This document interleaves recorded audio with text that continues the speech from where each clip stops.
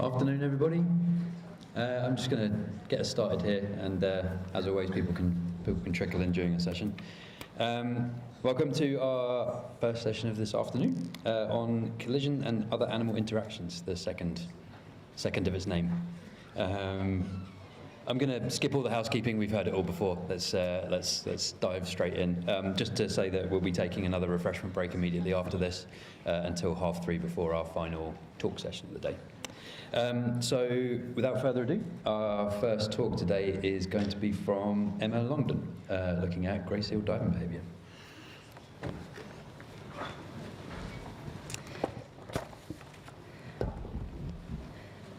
Hi, so I'm Emma. I work at the EIMR Research Unit as part of the Wildlife and Tidal Energy Research Group.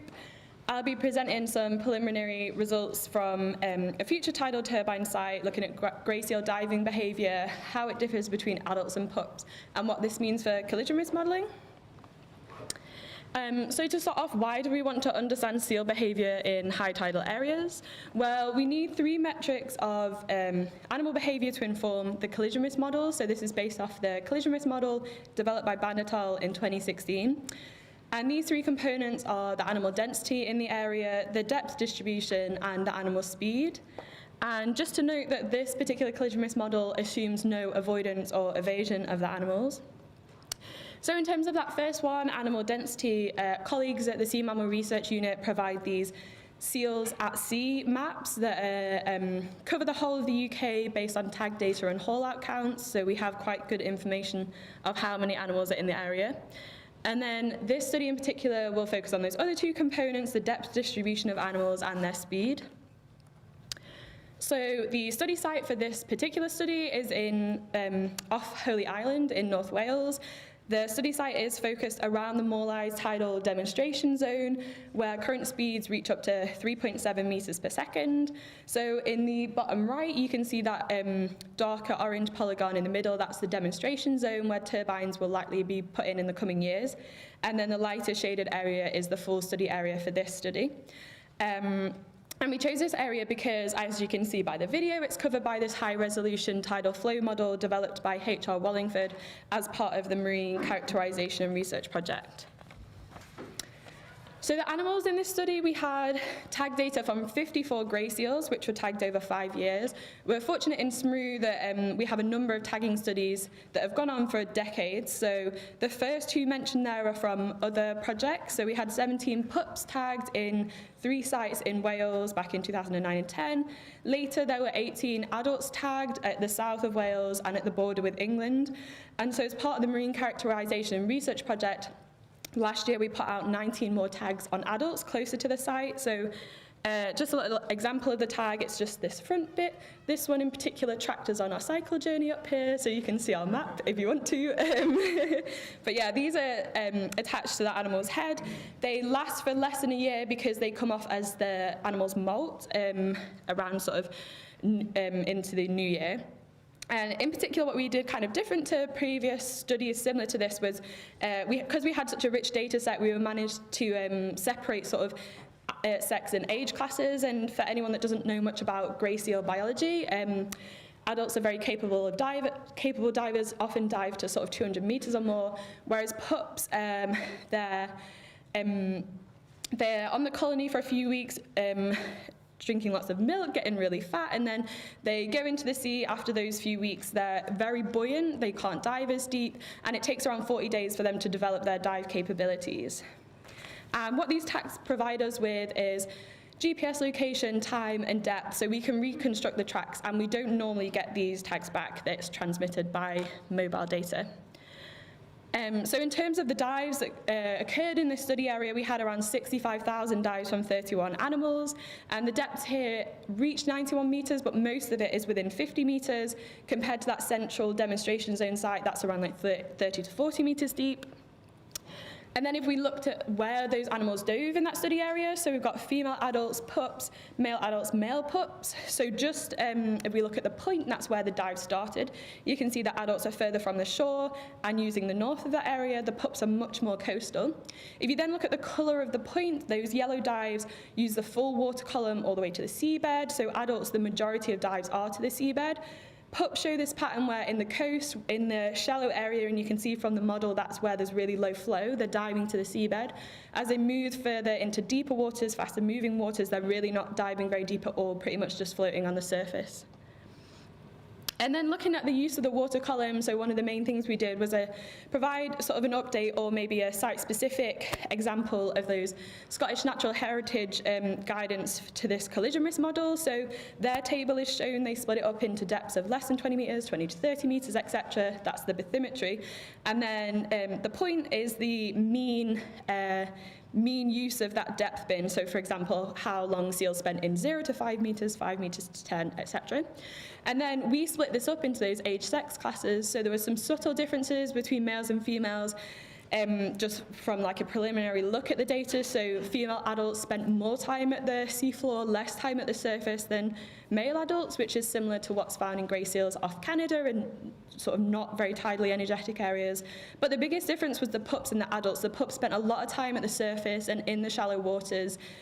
And beyond sort of 40 metres, they weren't really diving to the seabed, whereas the adults dove to the seabed, no matter the bathymetry. So we then applied this to two hypothetical turbine types. So turbine A has deep rotors. It sits at a constant 6 to 24 metres above the seabed. Turbine B has shallow rotors. It sits at a constant 4 to 23 metres below the surface. And then we limited dives to those in 30 metres or more because turbines are unlikely to be deployed shallower than this, which left us with over 30,000 dives from 31 individuals. So this plot just shows the maximum depth reached at any point in a dive. So if we look at first pups in green, you can see the vast majority are sort of 25 metres or less max depth. Adults showed this like bimodal distribution of their dives. Most of them were reached a max depth of 30 to 60 metres, but then a lot also were sort of only to max 15 or 20 metres. Putting this in the context of that turbine with deep rotors, so now what we're looking at on the x-axis is the proportion of a dive that was in that risk zone, so between 6 to 24 metres. A lot of both pup and adults dives didn't go deep enough to actually reach the risk depth. For adults, the highest density spent within 25% of that dive within the risk depth, and pups were much more spread with how long they spent within that blade area. And just a reminder, this is a site with no turbines in yet. And then if we apply this to the turbine with shallow rotors, for the adults in purple, you can see that bimodal sort of dive type. Most of the dives spend less than 25% of time in that risk depth, but there are quite a number of dives that are in that risk depth for more than 90% of the dive. For pups, you can see because they're very shallow divers, they don't tend to go as deep. The vast majority of the dives spent around 75% of time within that risk depth area. And one of the reasons why this is quite important for grey seal biology, again, you get these foraging sites, breeding sites. They can be quite in different places. So, for example, at this site in North Wales, there are actually very few pups. When my colleague tagged in 2009, they actually only found 3 pups quite close to the site, whereas on sort of the west coast of Scotland, you've got like thousands of pups being born each year. And then moving on to that second component, the speed or the movement of animals in those high tidal areas. So what we get back from the tag is GPS location, so we can see where the animal was here, where they next popped up, and this provides us with a seal track vector. One of the challenges of working in these environments is there's high tidal flow, so the movement of the water is contributing to where the animal ends up. And if you subtract that flow vector from the track vector, you get a heading vector, which you can think of sort of where the animal had to direct its swimming effort to actually end up in that final place. So these plots are just polar histograms, so essentially the longer the line, the more times we observed that. So this is the raw data we get from the tags, the track data. If you look on the left, in the southerly current, the vast majority of time, seals were moving with that southerly current over ground. In the northerly current, the flood moves to the north, ebbs to the south. When it was flooding to the north, the seals were mostly moving to the north as well. If we subtract that flow vector to look at sort of where the seals were directing their swimming behaviour, you can actually see when the current is ebbing south, the seals were heading either to the north against the current or to the west, which in this case is offshore of the site. And in the northerly current, we got the complete opposite. Again, they were predominantly swimming against it. And this is quite interesting because if it was just an area used for travel, you would expect the seals to probably be moving in the direction of the current to speed up that transit through the site. This suggests that they're perhaps trying to spend longer in the site, stay in that area, perhaps if there's good foraging opportunities. And this is sort of the beginning of a more extensive analysis of their behaviour and how they're moving in the site.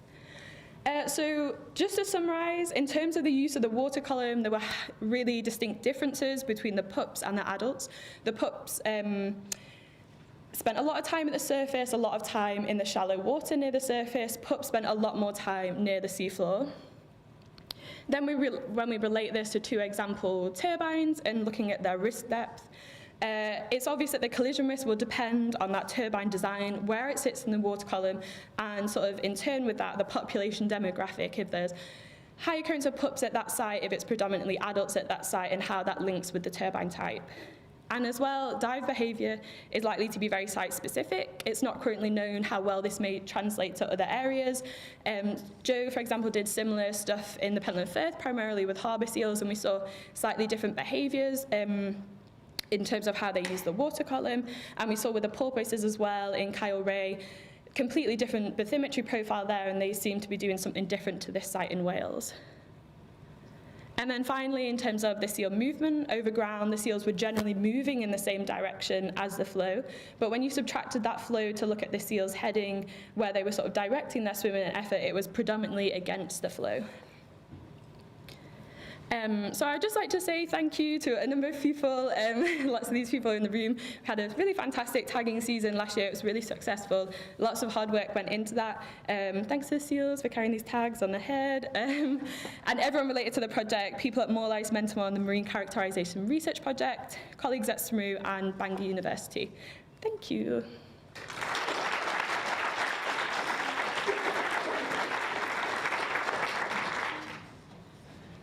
Thanks, Emma. I don't think you'll be surprised to know that I found that very interesting. Next up, we have Jess Montebaranum, who's going to be talking about some fine-scale movements of seals around an operational tidal turbine. Just get your talk up here.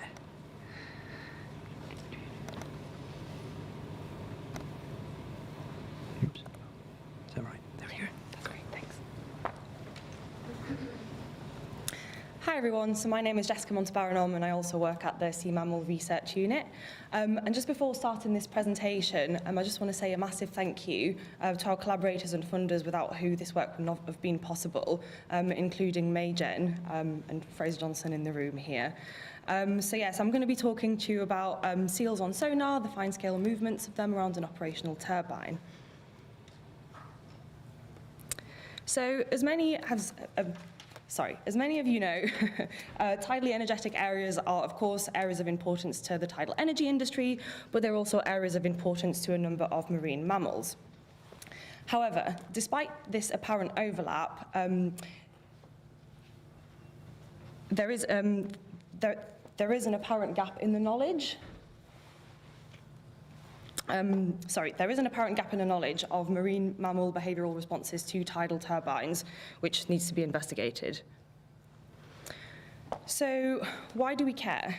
So you'll see the yellow location pin is where we have been monitoring one of the tidal turbines at the Maygen array. And in the inset map, I don't know if you can see very clearly, but the red dots represent harbour seal presence and the blue dots represent grey seal presence there. So as you can see, around that specific array, there are quite a lot of seals in that area. And as many of you will know in this room as well, the harbour seal population has been in decline in North East Scotland for quite some time now, which is why it's important to monitor it. And then also, due to the nature of the rotating blades of the turbine, there is potential for fatal collisions, as we've been discussing this week. And that's why there's a real need to quantify collision risk.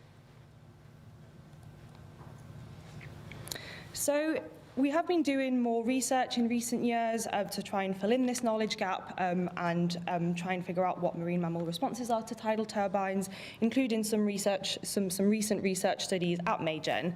So I'm not going to go into a whole lot of detail just in the interest of time, but we've done some research on harbour porpoises and large-scale seal avoidance in that area, harbour seals, I should say.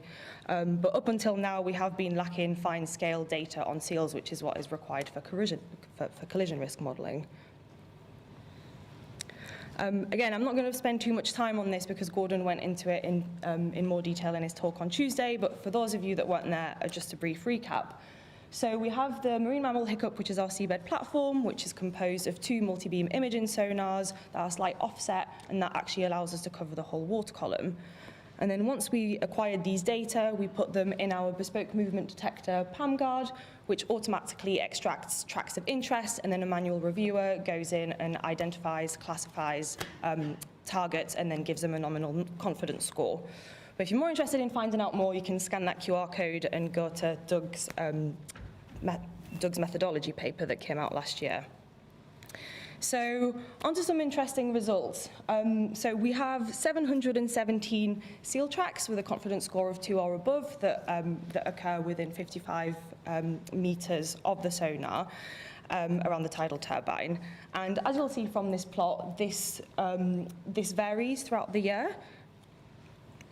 So the highest rate is detected in the winter months in January, with almost 5 seals per day detected on the sonar, which is unsurprising because that is the grey seal breeding and pupping season, so we do expect to see more of them there. And then you will also see a smaller peak in June, which is when the harbour seal breeding and pupping season is as well. And so as we started getting onto statistical analysis, it was also unsurprising that time of year was a significant predictor in terms of when we saw seals around the tidal turbine. So we did some generalized additive models to investigate the probability of seal presence around the turbine, and we found that time of day was a significant predictor. So we see a lot more seals at night around the turbine than during the day, and really interestingly, this pattern doesn't actually seem to change throughout the year. So no matter when the sunrise and sunset times are, there always seems to be a dip in seal presence during the day, and then that increases again at night. So we also ran some models on other environmental covariates, including flow speed, which was also found to be a significant predictor of seal presence around the turbine. And so you'll see from this plot that more seals are likely to be around the turbine at slack water, sorry. But I'll go into more detail in just a bit. So because we have so many seal tracks around the turbine, that has actually allowed us to have tracks across all tidal states. So there is quite a lot of information in this plot, but these are essentially seal tracks that have been split into tidal state. And the blue dots represent the start of a single seal track, and the yellow dots represent the end of that single seal track. And so we're still doing analyses on these, but early indications do seem to suggest that seals that are around the turbine at lower tidal speeds are more dispersed, sorry, and at higher tidal flows, they seem to be more omnidirectional. And I think this is what a lot of people will be interested in here today. We have defined the rotor-swept area in our analysis so far as an 18 by 4 meter sort of circular area with plus and minus 2 meters on either side of the rotor, and this is essentially the whole diameter of the blades. But out of the 717 tracks, we have 64 tracks that approach the blades across all tidal phases and operational phases, and unsurprisingly, 40 of these tracks do occur around slack water, and we had 13 seal tracks that approached the rotor-swept area when the turbine was actually generating. So this is just an example of one of the seal tracks that approaches the rotor-swept area. So the same as earlier, the blue dots are the start of the track, the yellow dots are the end of the track, and the red arrow represents where a given particle would have been at the very beginning of the track if it had just drifted with the current, where it would have ended up at the end of the track.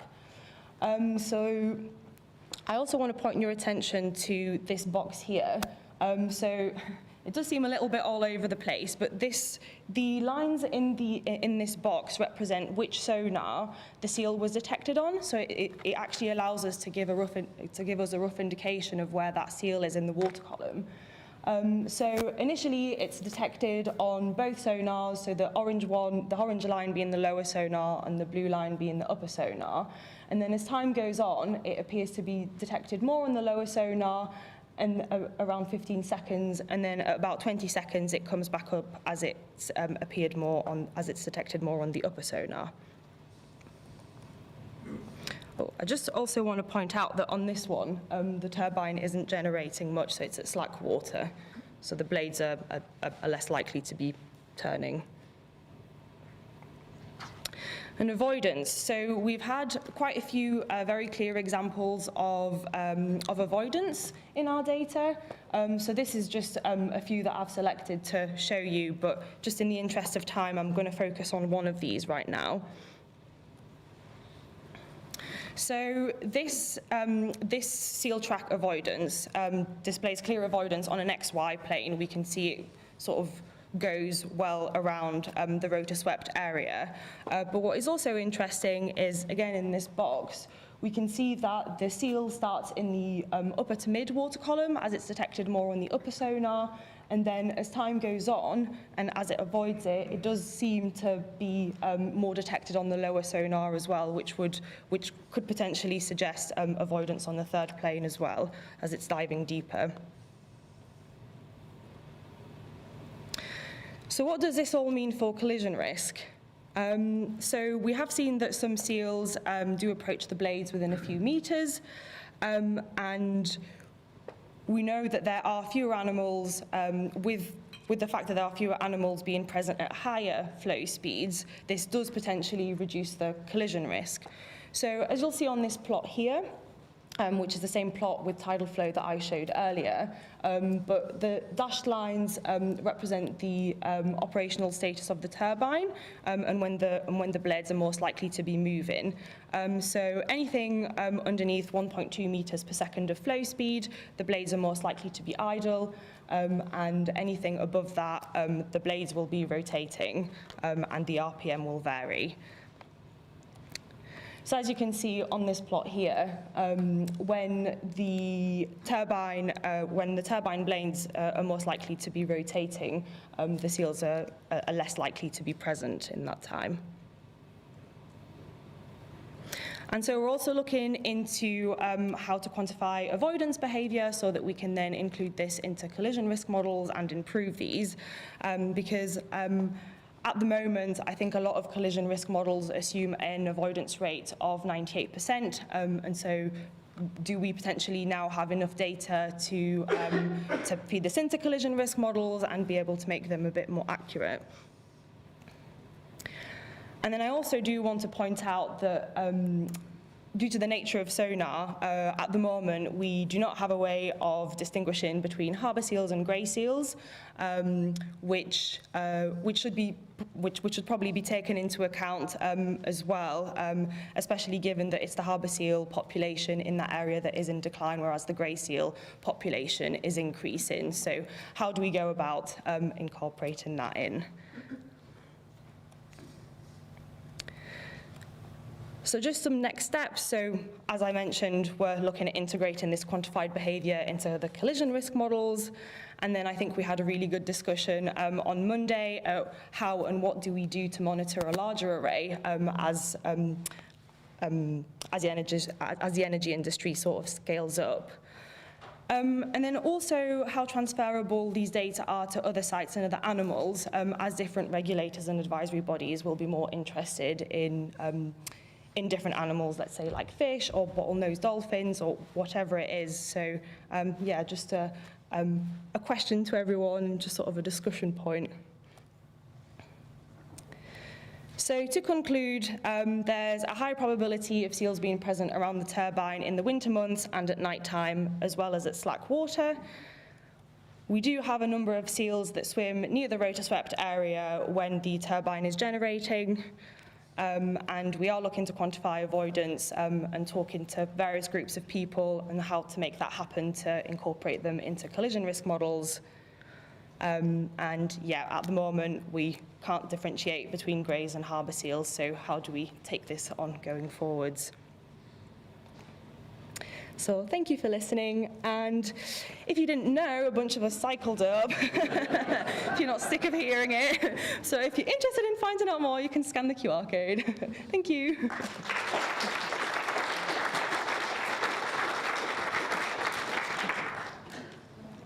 Thanks, Jess.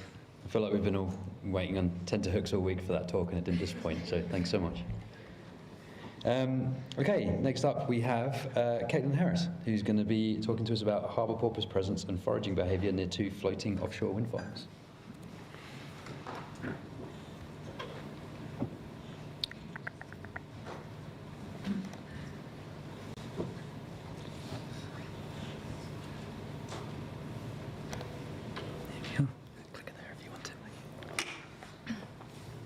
Hi everyone, so you can hear me. My name is Caitlin Harris.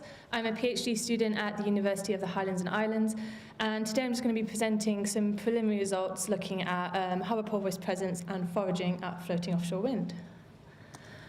So just a really, really brief bit of background, as I'm sure everyone here is familiar with floating offshore wind. The type of things I want to highlight is the variability in the different platforms that we have available for floating wind, as well as the mooring types available. And then also another thing to highlight is the key differences from fixed offshore wind.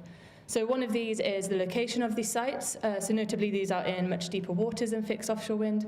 But another really key difference is the dynamic nature of these turbines. So this is really introduced by the mooring element of the turbines. And reports have looked at the sound characterization of floating offshore wind. And they have found that these mooring elements actually introduce these transient and broadband sound levels into the environment. So we could actually be seeing really different soundscapes at floating wind than we do at fixed.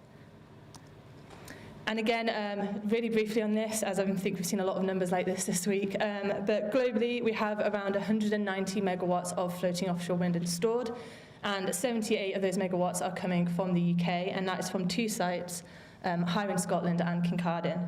But this is expected to grow to a gigawatt scale very, very quickly. So it's predicted that there'll be around 11 gigawatts by 2030 and 5 gigawatts from the UK. And that really is represented in recent leases, especially the ScotWind lease, as 64% of it is designated to floating wind. But because we have very little actually operational floating wind farms to date, we don't have much data on species presence and behaviour at these sites yet. So that's where we're starting to try and really fill in some of these gaps. So the data that I'm presenting today was collected at Highland, Scotland and Kincardine. So both of these floating wind farms have 5 turbines, but they really differ in most of their aspects, which I'm trying to highlight here. I won't spend too long here, but just to give a brief overview of what some of those differences are. And so the data was collected by the Fortune project, and they deployed passive acoustic hydrophones called FPODs to detect harbour porpoises. And this was at 2 locations within each site. So you can see on the left here at Highland, Scotland, this was deployed in spring 2022 at distances of 300 metres and 2,400 metres from a turbine. And then at Kincardine, this was winter 2021 at distances of 600 metres and 1,500 metres from the turbine. And I will just note here very briefly that the inner mooring at Kincardine, so the 600 metre, was deployed just for slightly longer, but that was just due to feasibility issues with retrieving the mooring. So we're really just trying to get an understanding of the variation in porpoise presence and foraging behaviour both within and between these sites, and try to start investigating whether environmental variables or factors related to the wind farm can be used to start describing the variations that we're seeing. So in terms of processing, we are using detection positive hours as our response variable for presence, and we're using buzz positive hours as our response for foraging activity. And we're using these within generalized additive models against a range of environmental variables and variables related to the presence of the wind farm as well. So this is just a list of all of the covariates that we've included so far. So the majority of the environmental variables were included as have been previously shown to be quite good proxies for prey availability. And we also have a couple of the wind farm operation and presence factors there as well. I will just say at the moment the wind farm factors are quite high level, but we're going to try and get a bit more specific with those in the future. So to have a quick look at some of the data, so we're starting off with just presence here. So this is detection positive hours by day for each site and at each location within that site. So the first thing to point out is these are on slightly different scales. So overall, we do have higher detection rates at Kincardine than we do at Highland Scotland. It's kind of difficult at this stage to comment on whether that's differences between the sites or whether we're seeing some seasonality variability here. But that is a question we're going to be looking at in more detail, especially with some of the additional data that we're collecting, which I'll mention briefly at the end. But we also have, despite these differences, we do have reduced detections closer to the turbines at both of these sites.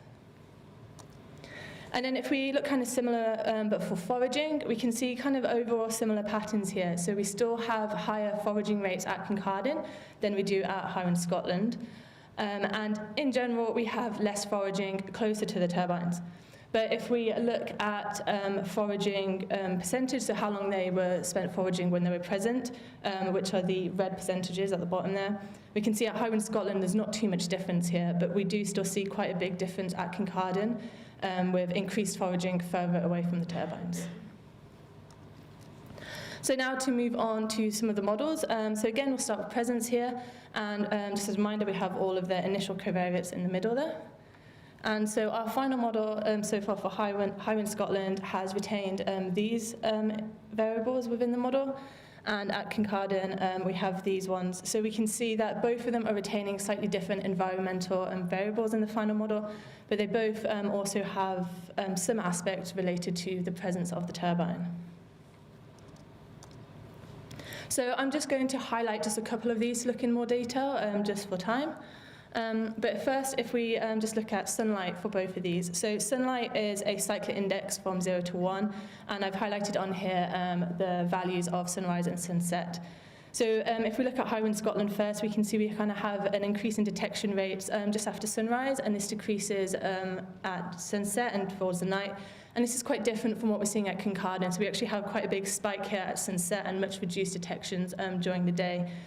And again, at this stage, it's difficult to comment on whether this is seasonality or due to the site, but that is something we're going to be looking at in more detail.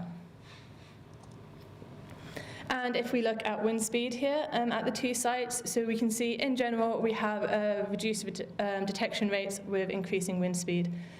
So it is possible here that the pods actually have reduced detection distances as we increase wind speed, especially if we're considering things like storm events. But what is quite interesting to point out is these studies that I mentioned earlier that looked at the sound characterization of the sites found that at both Highland Scotland and Kincardine there was a positive correlation with wind speed and both operational and mooring related noises within these sites. So I think going forwards, looking at the noise impacts on presence will be a really important factor for floating wind. And then quickly just to look at distance, these just show quite clearly that we do indeed have increased foraging as we go further away from the turbines. So we could be seeing some sort of localized avoidance within a kilometre of the turbines here. And so to move on to our foraging models, overall you can see we have much less variables retained in the model here for Highland Scotland, and they are just our environmental variables.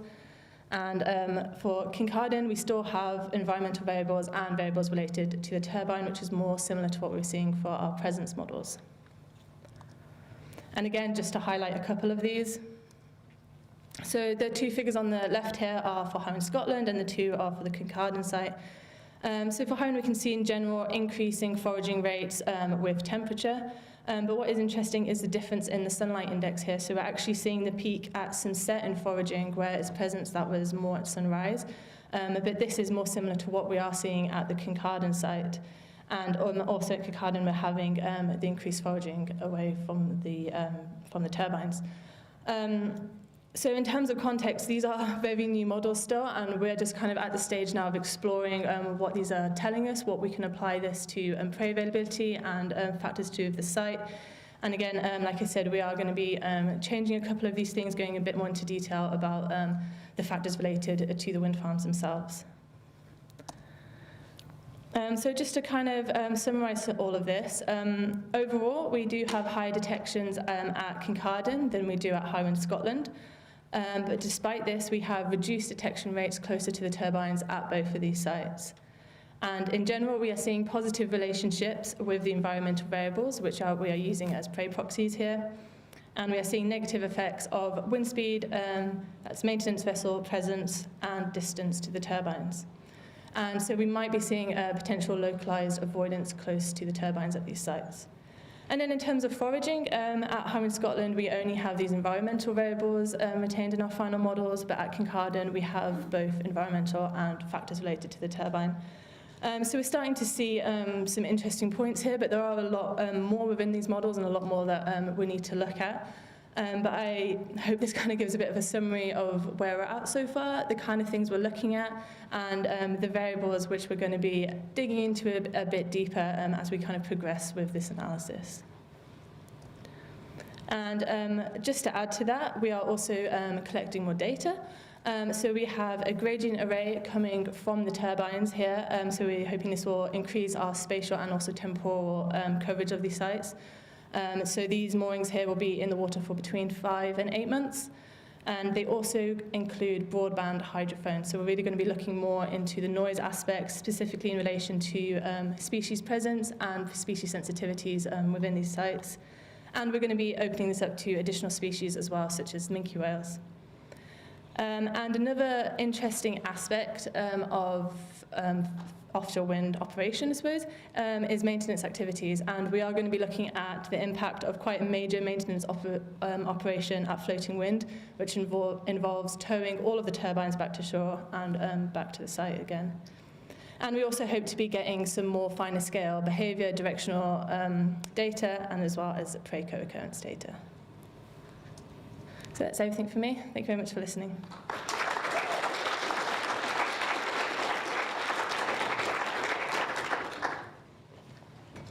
Thanks a lot, Caitlin. It's really interesting stuff.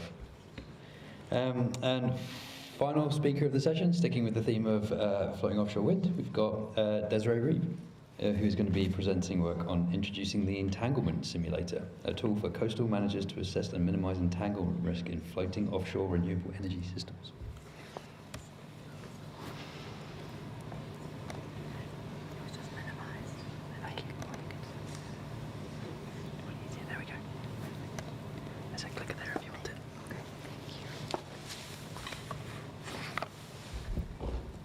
People. Thanks, Caitlin. Good afternoon, everybody. It's such a treat to be here in beautiful Orkney, and it's been so fabulous to meet this wonderful community and also go to a ceilidh last night. That was amazing. Thank you, Joe, and all the others who dared to dance with me, Doug. It's imprinted forever. But this work is so important, and so thanks so much for allowing me to attend. For those of you that I haven't yet met, my name is Desiree Reeve, and I've been working for the U.S. Bureau of Ocean Energy Management for the last 11 years. I'm actually a marine mammal biologist by training, and recently transitioned into sort of more of a science coordination position within BOEM, and I'm happy to talk to anybody who's interested to learn more about our environmental studies program that actually provides funding for independent research. So talking about that, considering this international community, I really wanted to take just a few minutes, if I might, to give you a little bit more of context and background on BOEM. I also wanted to add a little caveat. Some of you may have seen me taking photos. It's not because I'm brazenly ignoring Joe and Karen's request. It's just I have to provide a briefing, and my memory is not that good. So I'm going to keep them. I'm not going to share them, and please feel free to do the same. So as far as who BOEM is, we are the federal agency with the regulatory authority to issue leases for energy extraction from the outer continental shelf. Previously mainly focused on oil and gas and geological resources, and since 2005 this has included renewable energy. There are 4 regional sectors: Alaska, Pacific, Gulf of Mexico, and a focus on renewable energy development and sand sources now in the Atlantic. These sectors and offices really oversee the agency's jurisdiction, as you can see displayed in the slide here, with an overarching requirement to facilitate the development in an environmentally and economically responsible way. The Department of the Interior announced final regulations to implement the offshore program in 2009, and it's been full steam ahead since then. And even more so since President Biden's administration has called for national goals, as we've heard mentioned throughout the conference this week. In the US, it's currently 30 gigawatts of offshore wind by 2030 and 15 gigawatts of floating by 2035. So things have been really busy in the Atlantic, Pacific, and Gulf of Mexico. Just to give you an idea of where we are and where we need to go, as of the end of 2023, there were a total of 7 installed operating offshore turbines. 5 were in state waters, the Block Island Wind Farm, and 2 were in a research lease off Virginia, and the combined generating capacity was 42 megawatts. Last June, 2 Northeast US projects actually began construction on the first commercial wind farms, and South Fork, sorry, this is such an awful slide, but I try to make it bigger. I don't know if you can see the mouse. Oh, there we go. South Fork is up here off Rhode Island, actually started generating and providing power to the grid in New York at the end of last year. But there is still a very far way to go. As Caitlin was mentioning, there are, when you talk about floating wind and offshore and bottom-founded wind, water depth is really, really important to distinguish between which of those platforms you're going to be using. So the US, of course, has both, as everywhere does. The East Coast is really focused mainly on bottom-founded turbines, and of course in the West Coast, where the continental shelf is very narrow, we're focusing on floating wind at depths from 500 to 1,300 meters.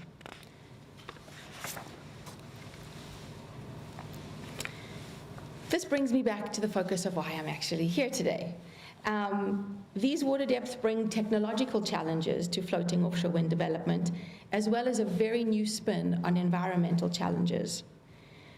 We have to do our homework, basically. And the risk of entanglement, both primary and secondary, to whales and sea turtles is really the impact that I'm going to be focusing on today.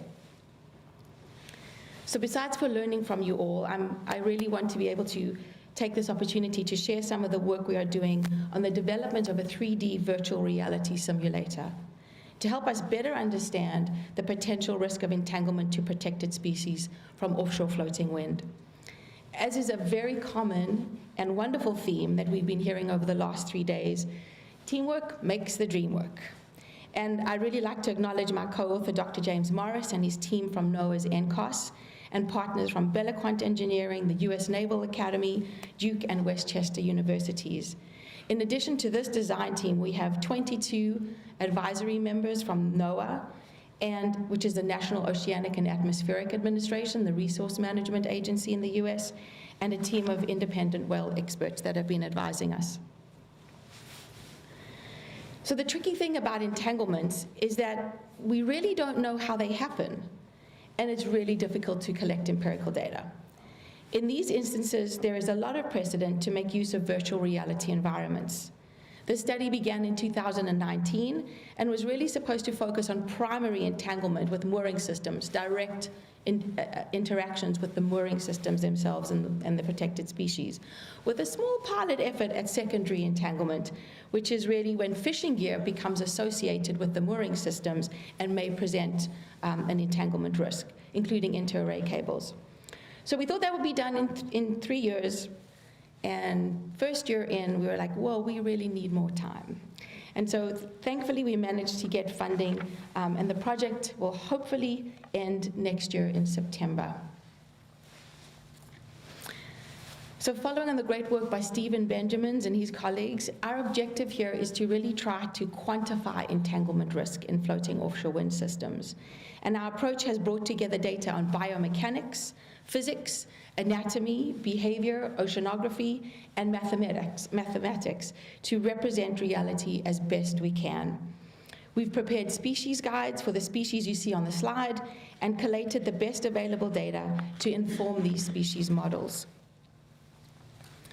This is a list of some of the variables of the characteristics that were included in the development of each species model. So Dr. Frank Fish from the University of Westchester is our biomechanics expert, and he's been mining the data to really understand how species move in water and how we can interpret that mathematically. We've used computational fluid dynamics to mathematically define the implications of these characteristics in the context of the marine environment. This includes the use of drag coefficients, although there's very limited data, certainly for some species compared to others, and of course for all the different types of gear. So if anybody has any of that data, please come find me. So we've had to make some assumptions in this regard, but we have done the best we can. Including atomic motions and behaviors, to include swimming, traveling, feeding, startle reactions, and then we've used finite element modeling to really bring all this data together. With the skeleton rigs that you can see there on your left, we control the movements of each section or appendage independently so that we can accurately reflect movement and behavior in the species models. But in order to mathematically interpret the physical interactions between the animal models and external elements, we've had to create collision bodies to match the meshes of the whale models. Whoops. As Caitlin mentioned earlier, wind mooring systems, offshore floating wind mooring systems, are generally defined by the 4 that you see on the slide, and we are modeling all of them. We're also presently taking work to model the derelict fishing gear, and these models are really based on a Pacific context where these are the most likely candidates to be available for potential secondary entanglement risk. So this is the fun part. Hopefully it works. I'll just let this play a little. So we modeled the 15 megawatt Volturn US semi-submersible floating wind platform that has been developed by the University of Maine, and we've created in the context of a modifiable but representative oceanic environment. So I just wanted to give you an idea of what this looks like and what the environment looks like, but I'm going to buzz through a little. You can see the different systems underneath the water.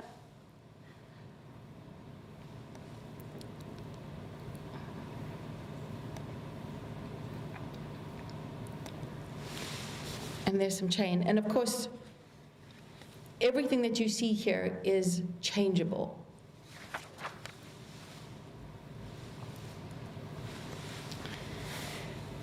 The GUI interface that you can see on the top right is how we can move, change, format pretty much every element of this simulator.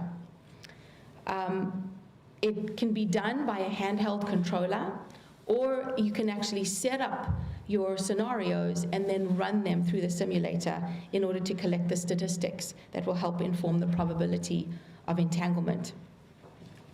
We're currently working on validation exercises to see if we can use the simulator to actually simulate known entanglements. What you see in front of you is called a Y-wrap, and it occurs when a rope wraps around the flukes of a whale but not the peduncle, and has really confounded a lot of the disentanglement teams for years.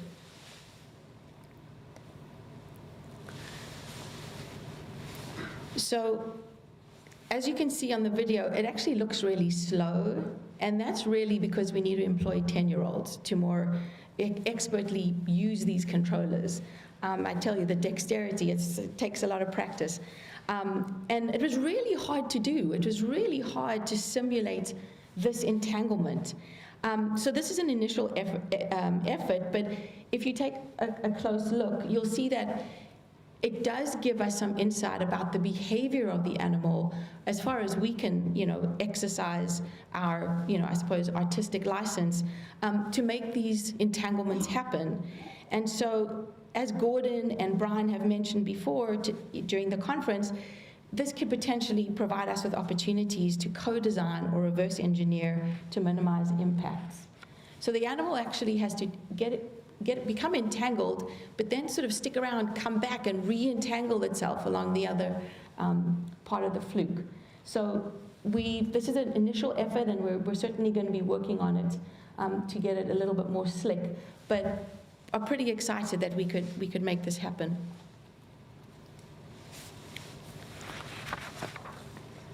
As I've already inferred, reverse engineering and informing whale-safe design is one of the outcomes that we're hoping to use this simulator to apply in a regulatory context, and obviously for risk assessments and environmental reviews, and also potentially inform other mitigative options. So I don't want to miss this. This is probably the best thing I can show you. Sorry about the shiny spot, that's going to go away.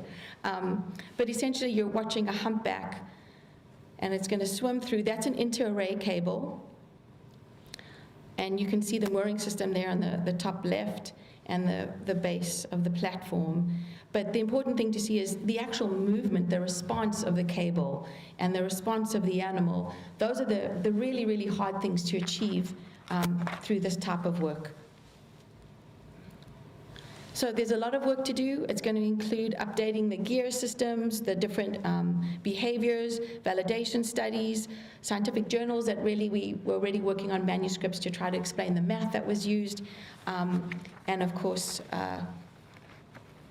we're presenting a video to help people understand the availability and usefulness. And that's it. I'd highly encourage you guys to take a look at the website on the top of this slide.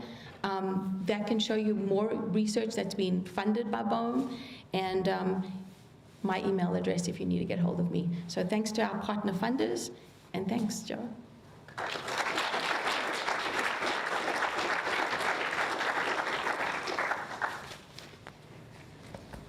Very cool stuff. Thanks, Desiree. And I think I can probably speak for Doug as well to say we both very much enjoyed Kayling with you too. I'd now like to invite all of our speakers up to the front for a Q&A session.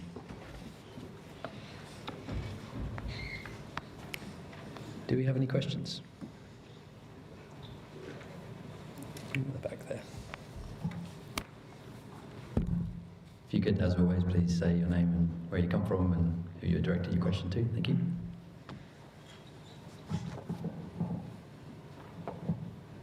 Hi, Natalie from UHI again. Really great job. All the speakers really amazing stuff to see. I was just wondering, this may be to everyone really, but has anyone considered either A, getting game developers involved in this kind of project, and then B, applying this really cool looking simulation environment to other questions and other species? I'm thinking of the tidal stream as usual, but the collision is there. But yeah, just that's the question.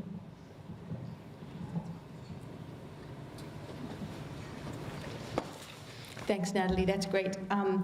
I could have paid you to ask me that question.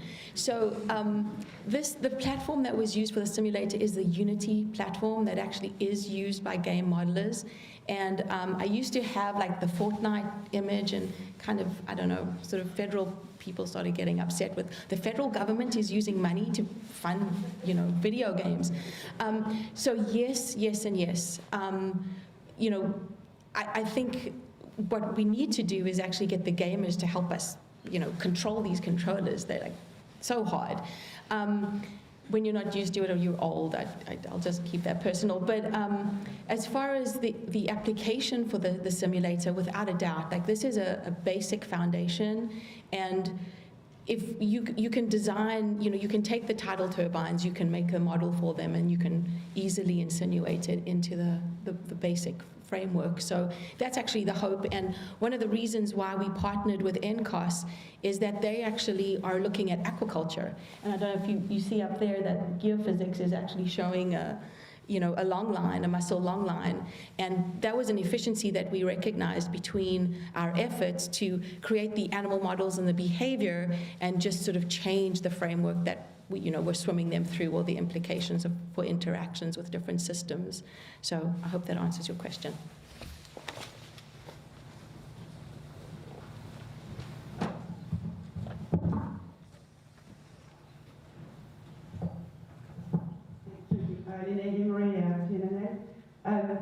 I wanted to follow up on Desiree's response to Natalie, saying that Giselle and I, she presented in a presentation on Tuesday, have developed a video game using a same platform to address collision risk with tidal turbine for fish, and right now we're doing also for harbor porpoise. So you go to the TC's website on the educational resource page, and you'll find it there.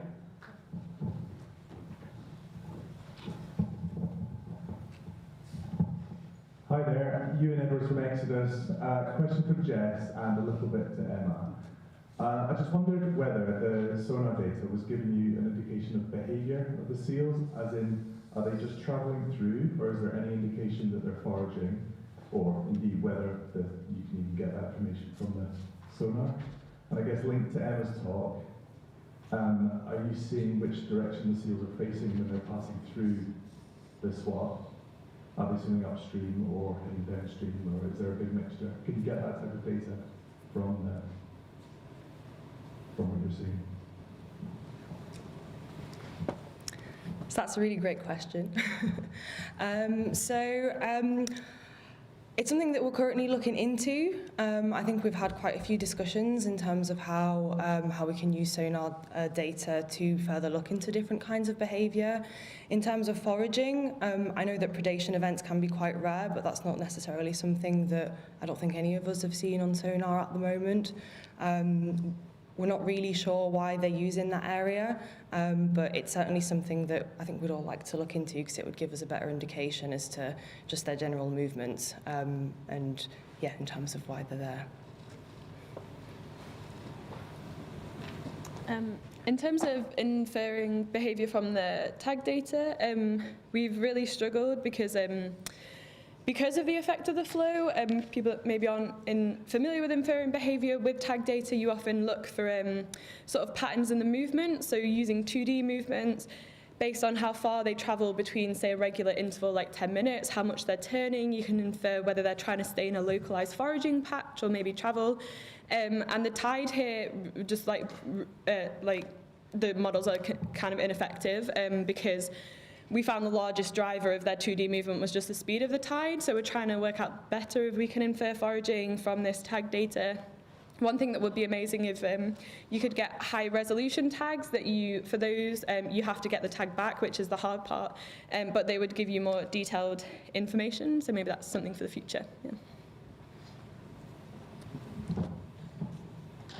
This one suggests Nick on Queen's University. On that avoidance bit of data you got there, I tried to squint and see, but it looked like it was 9 p.m. Was it? If so, does that mean it's in pitch darkness that seal has detected a turbine upstream from the turbine and then avoided it, and so maybe detected it with whiskers rather than visual? Yeah, that's another really great question. I can't remember off the top of my head exactly what time all of the examples I showed were, but it is very possible. I mean, we did see clearly a lot more seals at night, and some of our avoidance tracks are at night as well. So I guess that leaves the question of, yeah, how exactly are they able to detect it? It could be whiskers. I know that the tidal turbines are quite noisy as well. There have been a few previous studies looking into that, and I think they can detect it up to several hundred meters away. So it could potentially be noise as well. But yeah, that is also something that we're currently looking into. So I don't have a definite answer for you at the moment, but yeah, hopefully in the next few months.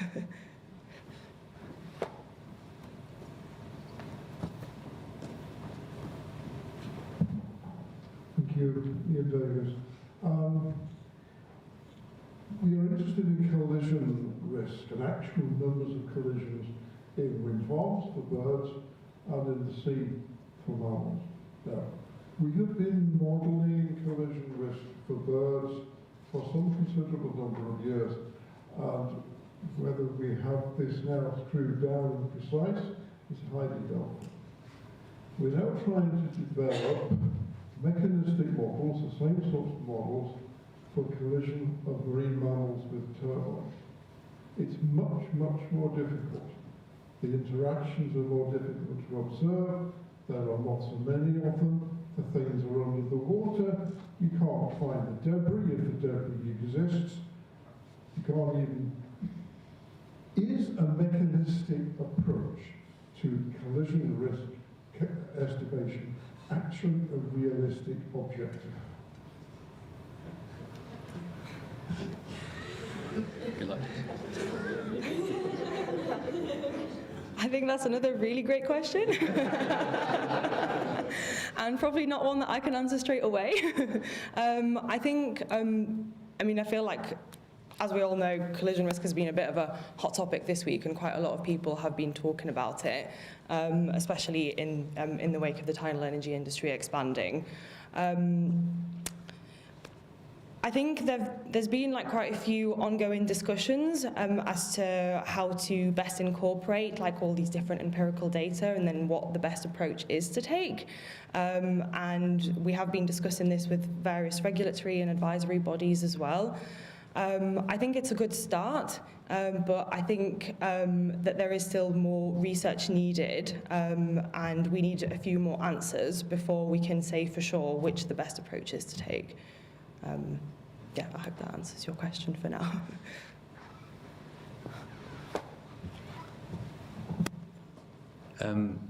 Unless this one's for Caitlin, I might take chair's privileges just to throw one at Caitlin, if that's okay. Perfect. So, a question for Caitlin. You covered two of the variables in the final model, but there's some you didn't cover. And I think the one that intrigued me most was lunar index. So I don't know if you're able to say anything about what that relationship looked like. Was that lunar index, did you say? Yeah.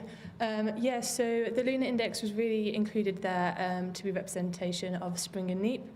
And we saw kind of various levels of relationship with that there.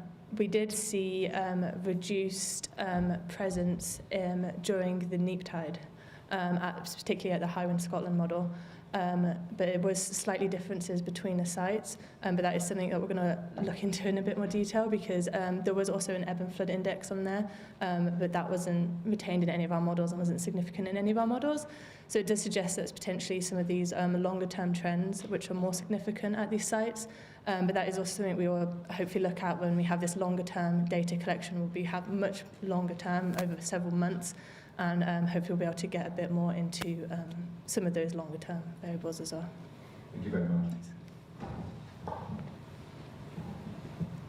Okay, I am going to ask my question to Caitlin actually then.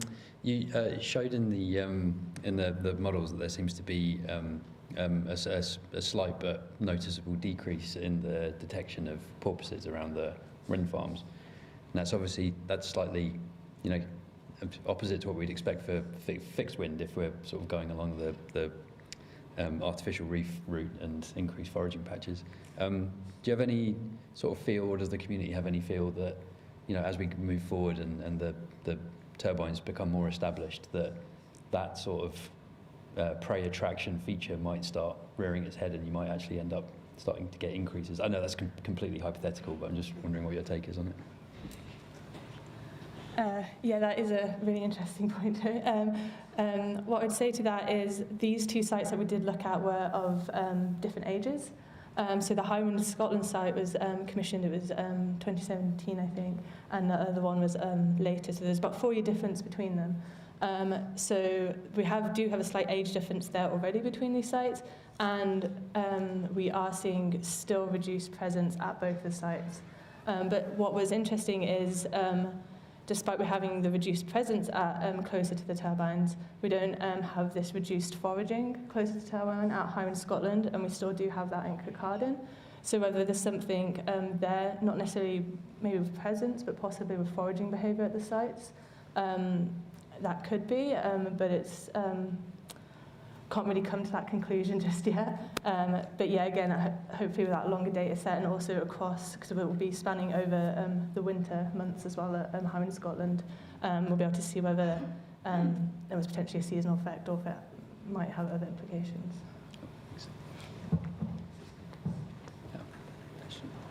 Way back in Scotland again. Question for Desiree. So there are hundreds of floating platforms being used across the world for the oil and gas sector. What evidence is there from those that entanglement is a real issue, and what can you learn from them? That's a wonderful question. You're absolutely right. There are hundreds of platforms. The problem is there's not hundreds of opportunities to get the data. And I think for the most part, what we generally come across is there have been no recorded instances of entanglement. But of course, we don't know how much effort was put into understanding that determination. And so it's sort of confounding, and you want to pull your hair out because you go, well, wait a minute, there's a great resource. We should know so much more by now. That's sort of the status of events. I think, specifically for the oil and gas, there were so many other, I guess, stresses that were prioritized that this wasn't necessarily required for monitoring. And if it does happen, it's sort of opportunistic or just on the sideline. And if anybody knows of any sort of documented data set that could help out, I'd be very interested to hear. But even within the US context, within my own agency, I've struggled to find that information.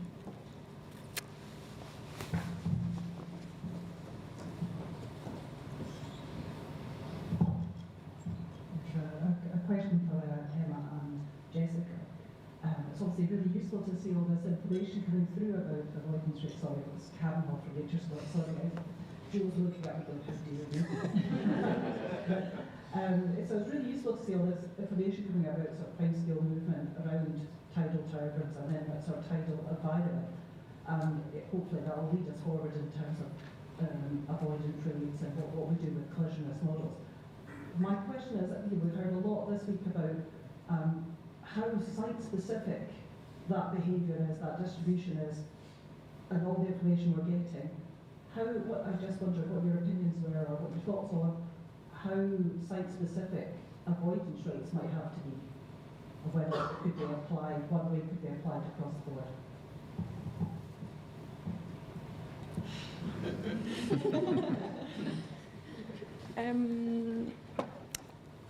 I personally think, I guess the types of studies that have been done across sites vary slightly, but I think there's pretty strong evidence that they do just behave differently. I mean, just from sort of the site I used here and Katie's with the porpoise in Cowray, it's so different, they're bound to be using it differently, so they're just likely to interact with the turbines differently. So from that perspective, I guess you would need, at least some information relating to the independent sites that the turbines are going into.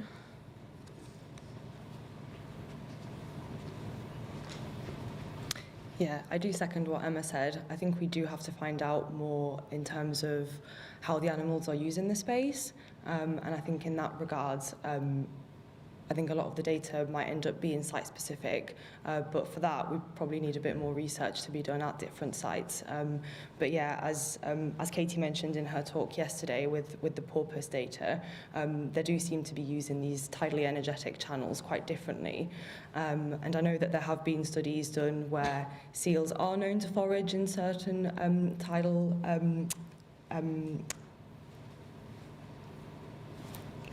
tidal zones, but I guess in this specific spot, at least at Maygen, we're not really sure what they're doing. So it could be that they are travelling through. I mean, as I mentioned earlier, I'm not really sure whether or not they are using that site specifically for foraging. So yeah, I think being able to gather a bit more data on their behaviour before trying to maybe apply that to different sites. And then also just in terms of how transferable the data might be with other animals, let's say, because I know that, for example, in Wales, I think they're a bit more interested in dolphin conservation, whereas in Scotland the focus is very much on seals. So yeah, it's sort of taken into account all those differences as well before we're able to transfer those data across the different sites. I've got a question over here.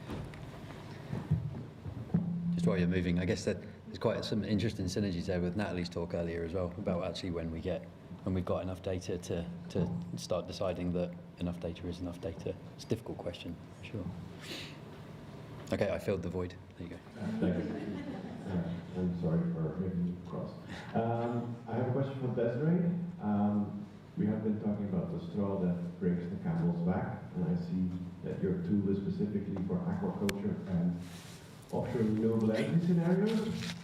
I am thinking about the North Atlantic right whale, and I see more entanglement from fisheries here, which is specifically not mentioned. Is this tool going to be applied there, or is that too politically sensitive to answer? No, not at all. In fact, I hope you saw the North Atlantic right whale species model was hopefully front and center.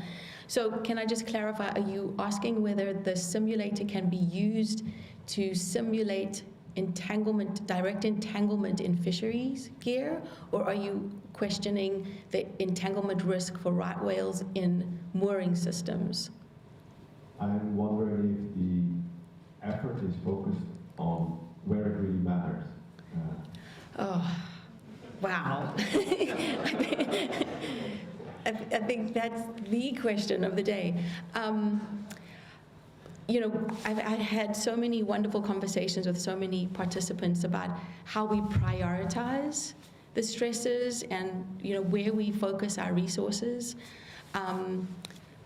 You know, I can tell you in the US context from offshore wind, for those of you who don't know, North Atlantic right whales are highly endangered population. There's less than about 350 of them, and they've been dying from vessel strikes and direct entanglements in lobster and crab gear. And it's a very linear causal relationship that has not been able to be resolved in 25 years. And now we're adding offshore wind to their habitat. And so, you know, there have been a lot of conversations about, well, why is offshore wind getting all this heat when there's clearly other issues that actually have brought the animals to this terrible status of being? And it's very difficult. It's a very difficult conversation to have. You know, moving forward, we want to do better. We certainly don't want offshore wind to add or be that straw. And I think, you know, that's why the sort of cautious, slow, well, relatively slow implementation of the industry is using the best available information to avoid, minimize, mitigate any risks to North Atlantic right whales. So, you know, I think it's up to your sort of, depending on where you stand, whether we should be focusing all of this work on offshore wind or focusing it on the known impact to that species. I have my personal opinion, and we can talk about that. But you know, I think that's why we're really trying very hard to do our homework to show how we're going to try to avoid being that straw. Thank you. And just to put it in context, this is the kind of discussion we have here when we're talking about compensation, where it's most efficient to compensate, and it's just sometimes outside of the sector you're working. Good point. I have a follow-up to that one, actually. Sorry to pick on you again, but in a recent discussion with Stephen Benjamins, actually, I learned a new phrase, which was tertiary entanglement. And I was wondering if that's been explored in this model as well, the sort of compound effects of a right whale, say, being entangled in a pot, and then that pot being ensnared in a mooring line. Thank you, Stephen. Yes, absolutely. That's kind of why this turned into a 6-year project instead of a 3-year project. The more questions, you know, you think you're going to be answering one question and then you just have more questions. So we really are going to try to address that.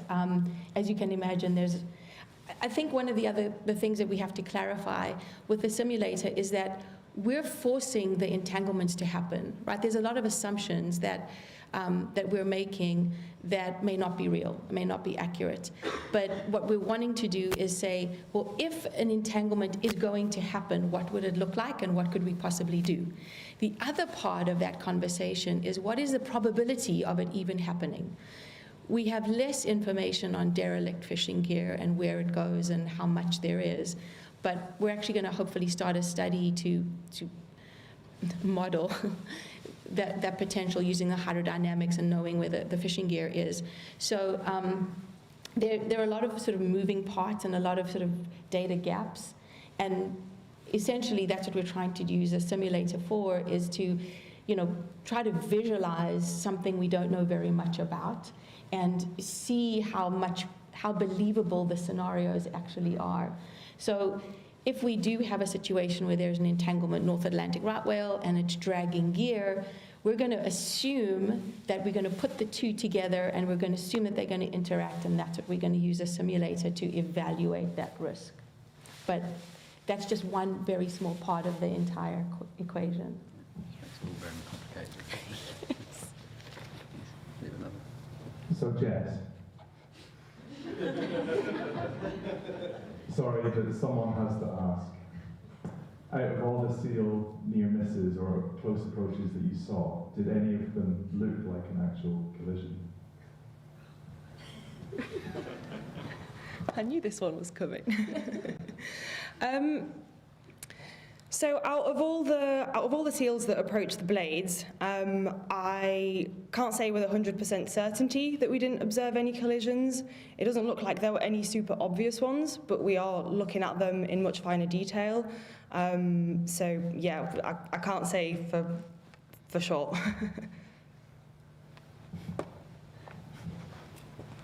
Well answered. Do we have any more questions? Oh, we do, sorry. I haven't got enough time to fill a void, I'll just let you go. Fraser Johnson at Radiant, quick follow-up for Jess. How could you understand there was a collision? What would you need?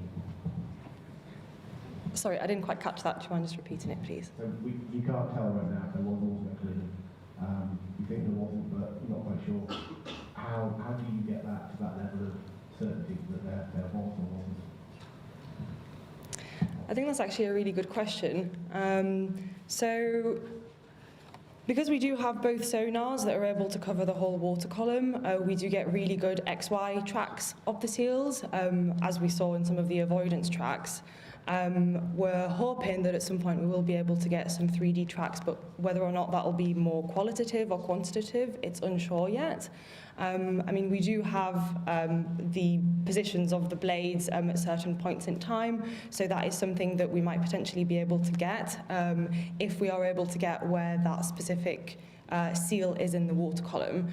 But at the moment, because all we have is qualitative data of it moving up and down the water column, we're not 100% sure whether or not it's actually going through the rotor-swept area or like super close to the blades. There is more work that needs to be done on that. We haven't seen any sort of objects that go through that area with loads of bubble trails, if that's what you're asking. But yeah, I think there's just a bit more work that needs to be done with that. So that might be something that we will be able to achieve with a bit more certainty in the future. But ask me again in a few months and I'll let you know. A question from Doug in the middle there. Do you mind if I make a comment instead, which is, in some of these things I think we'll never know. You know, we can put cameras down there, but it happens at night, we won't see it. I think ultimately, I said this in a recent meeting, you can ask us in a month, we can do more work. Someone's going to come back and say that you still don't know. You give us more money. I think this is one of the big challenges for regulation, is how it's going to proceed in the presence of continuing doubt. Yeah, we're researchers, we always say yes to more money. And there are definitely things we can usefully do with more money. But we're not going to be able to, I personally believe, that we can't remove all doubt from the situation. So we need to stop, in some areas, we're going to need to stop, waiting for the scientists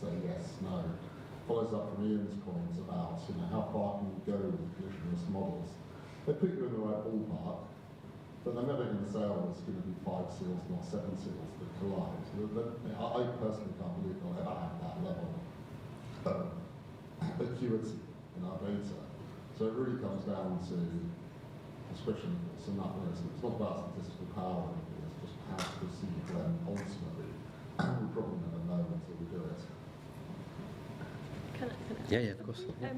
Just one, not really, just a discussion point really that was brought up in the workshop on Monday about monitoring arrays is, I guess, sort of the direct collision misses a lot of the impacts on these populations in these animals, and at where does one collision match in terms of like the exclusion of a whole population of like an endangered population from an area. So I think, yeah, it's might never be certain, and it also just doesn't cover the whole impact.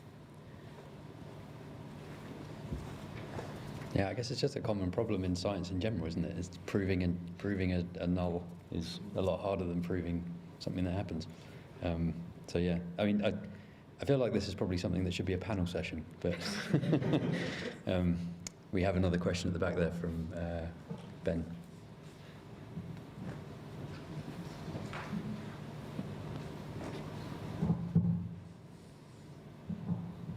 Sorry, Ben Roston here.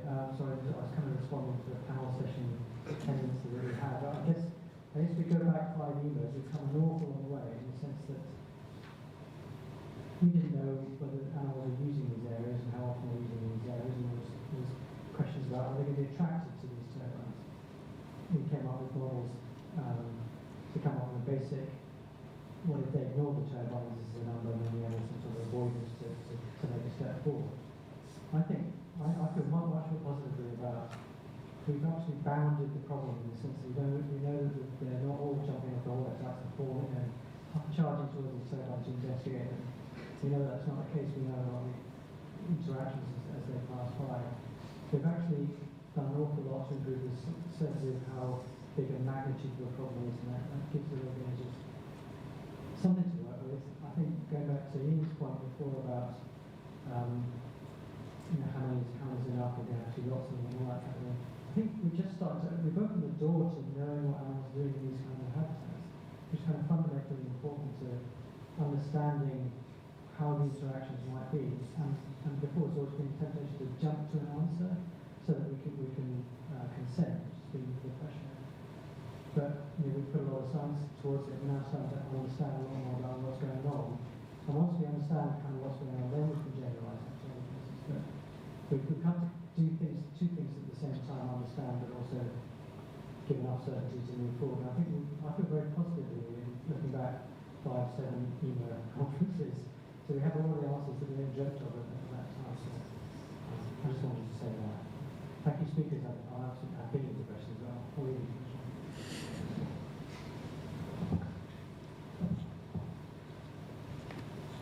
Any more questions, or anyone want to continue with this panel session? I would agree with Ben in a lot of what he said.